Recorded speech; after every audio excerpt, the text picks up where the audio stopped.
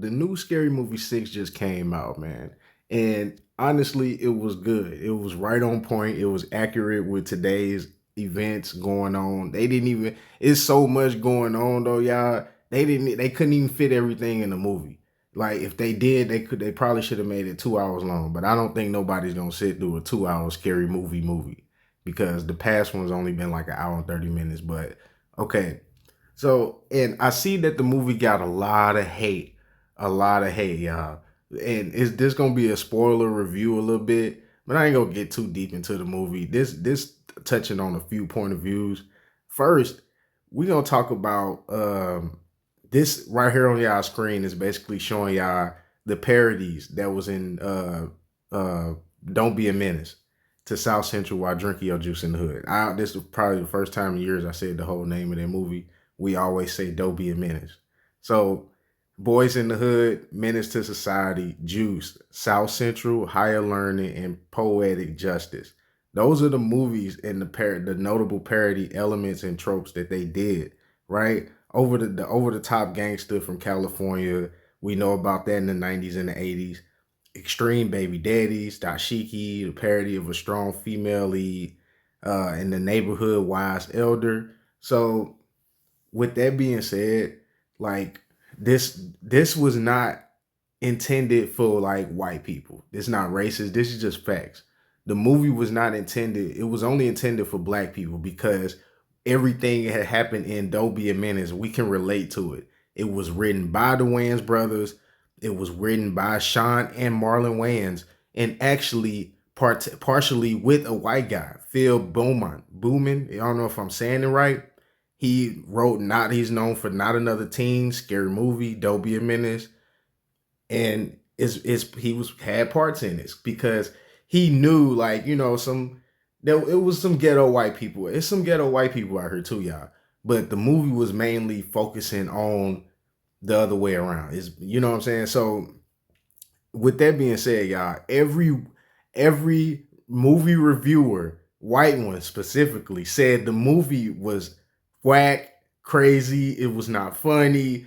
The movie was hilarious, y'all. It was like I don't know if y'all think it was hilarious. I thought it was good.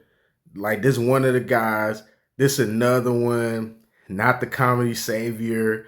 Here go another one. He was talking so much crap about it. And this guy, I just wanted to confirm that they didn't like it because I know the cringe feeling that Scary Movie brings.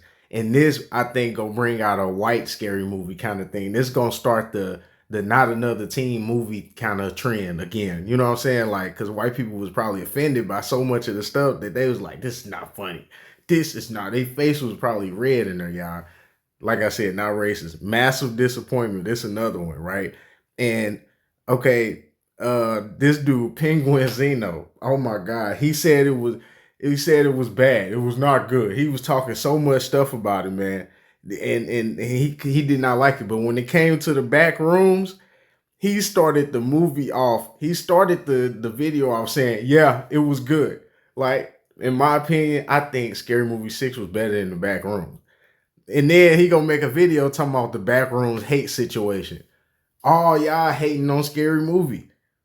Everybody thought Backrooms was good. So I don't know who y'all thought said that the Backroom was a bad movie. Some people probably said that, right? But come on now, yeah. Come on now. So even with 3C, right? He one of the biggest YouTube movie reviewers right now. Him and Jeremy Johns. There's probably other few that I ain't seen yet, but he said Backrooms was awesome. He loved it, right? He didn't doubt it. He loved it.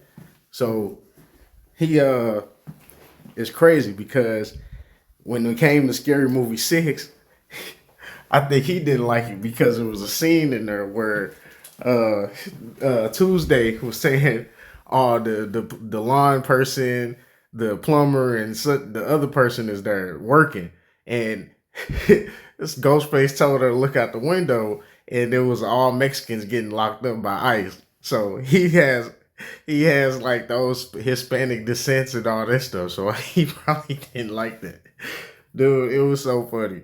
So Starting off, man, like it was basically based on Scream Five. A lot of the plot and everything was based on Scream Five. And this is like the guy in the jersey is supposed to be Dan. I mean, that's supposed to be the guy. You know, you know who that is from Scream Five. You know, her and the girlfriend, him and the girlfriend or whatever. And Brenda's back, and those are her children. The two without the one with the red hair. So the story is like kind of follows the whole Scream Five thing, and then you get a bunch of clips, just random. It's just like the other ones. Even Don't Be a Menace, you got a bunch of random clips.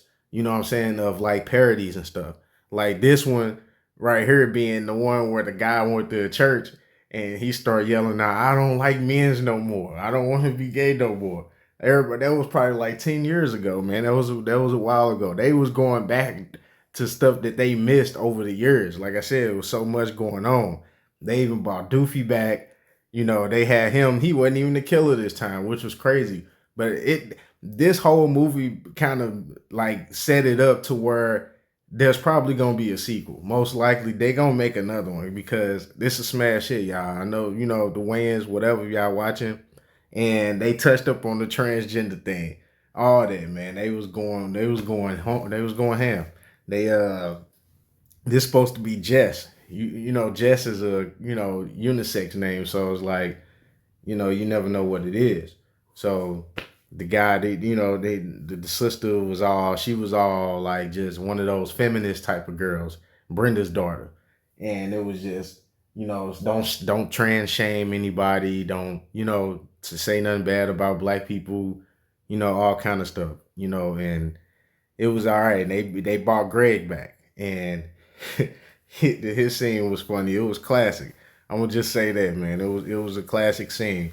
And Ghostface killed him, with basically the first joke. I don't even think he died, but if he did what he did, then I think he would have passed away. So if you've seen this part, then you know what this lead up to. So it was kind of crazy where he, how he got Greg again. And they made that part look like it was Judy Hicks, off from Scream Five or whatever, when she was rushing to the house to help Jess. Basically, this is the scene where he got, you know, deleted off the screen or whatever. And I think he actually died, but Greg didn't. And then they brought Megan in the getaway and had her doing like some hoochie mama dances and all that. It was funny, man. And this is the part where she was on the subway train. This was actually Ghostface, and she, got every other killer was on the bus. Jason, everybody, and Hard Eyes, everybody, but the only one stood out was Ghostface, and that's where it just, it was crazy. So they even did Sinners. They came with the, do some half gay stuff, and it's crazy because Ray didn't take it to the extreme gay that he did in the first and the second one, which is a good thing. You know what I'm saying? Because they probably seen one of my previous videos where I was talking about how they did so much questionable stuff. It was just like, come on, they're making black people look bad. Because yeah, man, I get it. It's a lot of I'm not shaming nobody. I don't care about that. You know what I'm saying? I don't care about none of it. But it's just like, don't depict us. It was a lot of that going on. He was just touching on the aspect of the DL men in the 90s, and now he was all out with it because everybody out with it.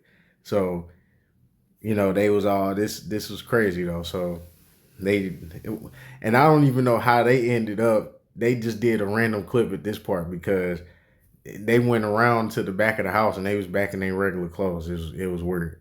So and this was part, Ghostface got in the house eventually and got high with Shorty. It was a good movie though, man. They touched up on everything, man. So when people saying it's not a good movie, it was. The whole thing was good. So yeah, man. Let me know what y'all think in the comments. If y'all thought it was a good movie, share this. Let me know, like, if y'all think it's gonna be another one. They had Sydney in there. She was just crazy, man. She was going crazy with it, and she was Jamie Lee Curtis and John Wick and everybody else all in one. And they hit Jamie Lee Curtis right on the nose because she got a billboard out here talking about I had to get sober, So it's crazy. And I'm so glad they did this, y'all. they depicted these two as Melissa Barrera and Jenna Ortega. I'm so glad that they took them out the screens, and the Wayans must have been so happy too that they did this at the end. Like they and Brendan noted that new generation my ass. Like yes, man, they took so many shots at them. Yeah, take their ass out the movie. They messed up the whole franchise. We did not need the movie revolving around them. Take it back to Neva, Nev Campbell. That's who it revolves around. Don't nobody want to see y'all go back to Death of a Unicorn and motherfucking Abigail. We don't want to hear that shit, man. So, and my last thing is no brother is openly a Freemason because the Wayans has had a big. They can come out with anything at any time. Because they the Wayans, right? Even though they had Scary Movie took it from them, but the eldest brother Keenan Ivory Wayans, who actually helped wrote the first Scary Movie, is a member of the Alpha Phi Kappa, the intercollegiate historically black Greek letter fraternity, which was brought here by the Canadians. I talked about this in my Black Freemason and Why It's Important videos. So if y'all to look back at that, or even one of my videos that got took down, I talked about how Tyler Perry was one of those members. A lot of those members came from that same fraternity that Keenan Wayans was in.